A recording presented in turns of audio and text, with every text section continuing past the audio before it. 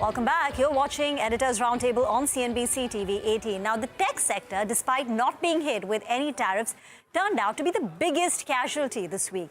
The Nifty IT index was down 8 to 9% in the last 2 days, and year-to-date, the fall is now in excess of 20%, deeply, underperforming the Nifty. Individual stocks, frontline tech majors, tier 1 IT companies are down 20 to 25% on a year-to-date basis.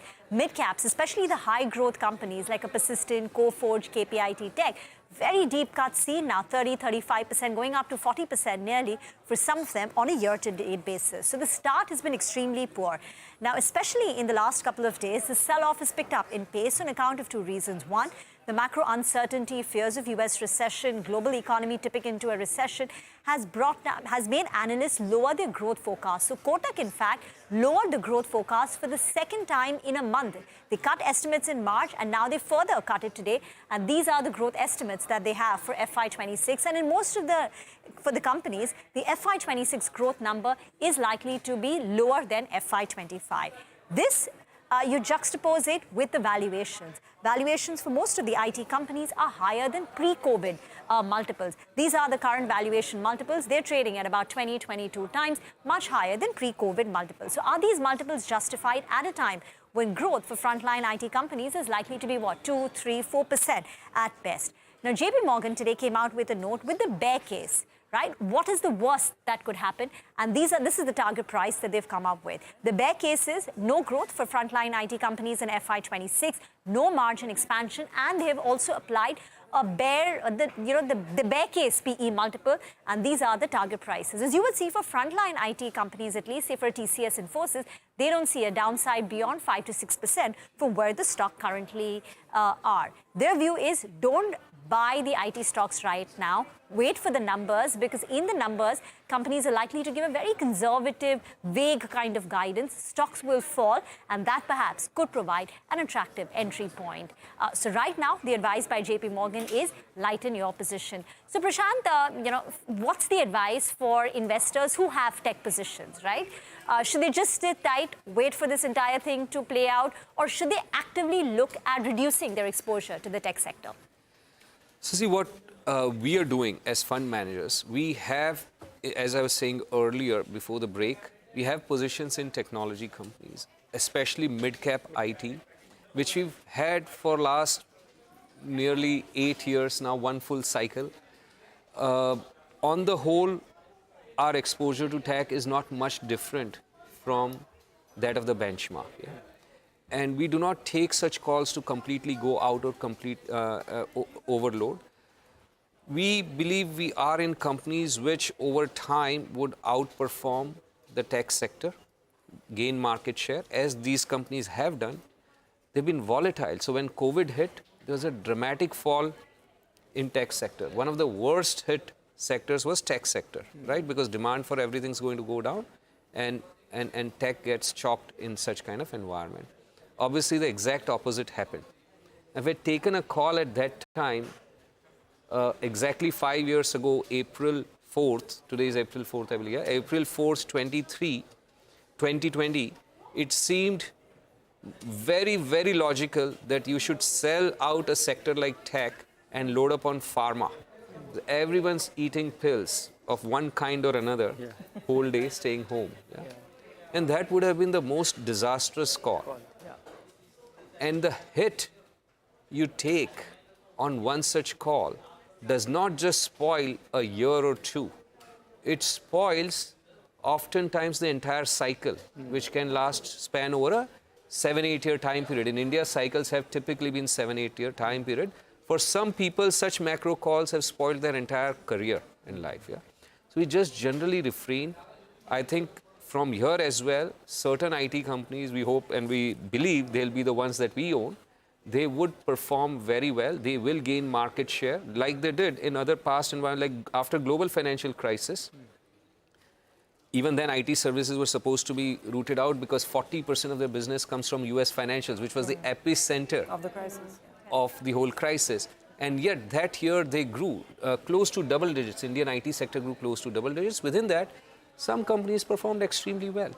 Yeah, so I think if you are owning very well performing, high on execution IT companies, I don't see the reason to sell out at this time because you would not know when the environment would have normalized.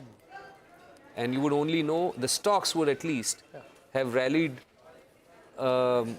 big time before people or investors would figure out that the environment's normalized. He said the corporate tax cuts are next.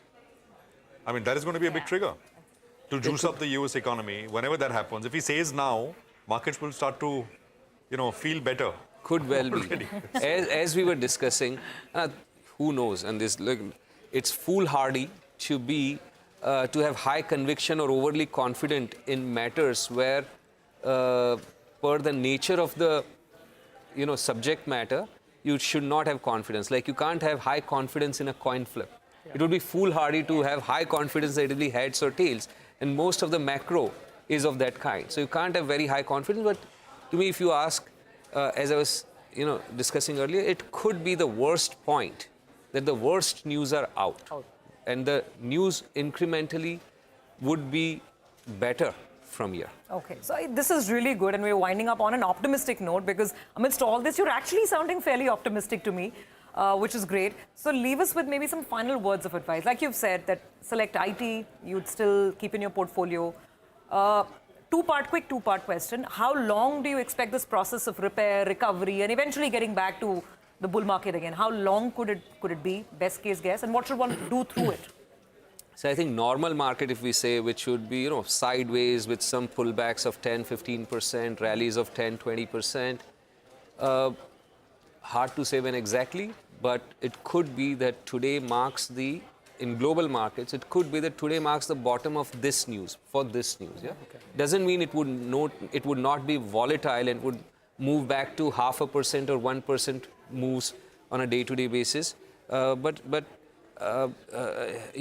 very, very difficult to say. I think one should not try to time. If you look back on various such crises, look, compare it to again, going back to COVID, because it's the most recent event that everyone would remember for the rest of their lifetime. Because there was no event worse than COVID in our lifetime. Yeah. True. And think of the damage that COVID caused in real life. Yeah. There's no other event in real life that has caused more distress, more damage than COVID. And think of what impact it had on markets. Yeah. It was one of the best years, 2020. It was a V-shape, which was my question. COVID was this dramatic V-shape. In the markets. In the markets. The real economy did absolutely endure a lot of pain. In November of 2020 was that Pfizer vaccine, right? Yeah. Which is the point when the markets took on. What is going to be that point now? Maybe, I was saying on closing bell, we're maybe one headline away from market stabilizing. The tax cuts? Absolutely. You just need that you're talking not about? Tax cut. I think you need something, they have to say this is how you can negotiate and this is how tariffs can be brought lower, because right now we don't have that clarity. You can't say 52% and then expect, the entire deficit to be wiped off. That's not going to happen. So you just need that clarity and it'll come. Maybe the US falls a little bit more. Maybe that happens. The one announcement that is negotiated with one country of size and they've settled for somewhat lower tariff. Yeah. That would tell the world that... formula for everybody Yeah, else to formula follow. for others to follow. Yeah. Clearly, China is not following it. Not right now, given the headline that we just saw. But anyway, it's an interesting world, to say the least. Prashant, it's been such a pleasure to have you here with us to talk about this. And we hope to see you more often, as and when possible, in our studios. Thank you so much for joining in. Thank you very much. Thanks. Well, all right, folks. With that, I think it's time for us to say goodbye as well. It's a wrap on this edition of Editors Roundtable. Thank you very much for watching. See you bright and early once again with the markets on Monday morning. Till then, news and views continue on CNBC-TV18.